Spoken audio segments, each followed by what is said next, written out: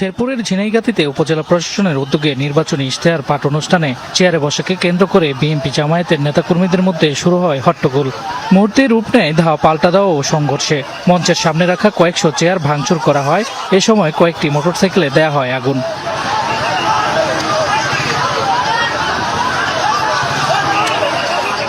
সংঘর্ষে উভয় পক্ষের অন্তত অর্ধশতাধিক নেতাকর্মী আহত হন। আহতদের উপজেলা স্বাস্থ্য কমপ্লেক্স ও জেলা সদর হাসপাতালে ভর্তি করা হয়। এর মধ্যে 3 জনকে ময়মনসিংহ মেডিকেল কলেজ হাসপাতালে নেয়ার পথে মারা যান ঝিনাইগাতী উপজেলা জামায়াতের সেক্রেটারি রেজাউল করিম। মাহমুদুল্লাহ রুবেল এবং তার সন্ত্রাসীরা অতর্কিতভাবে প্রশাসনের উপস্থিতিতে আমাদের জামাত শিবির ভাইদের উপর হামলা করে। এই নির্মমতার আমরা অবসান চাই।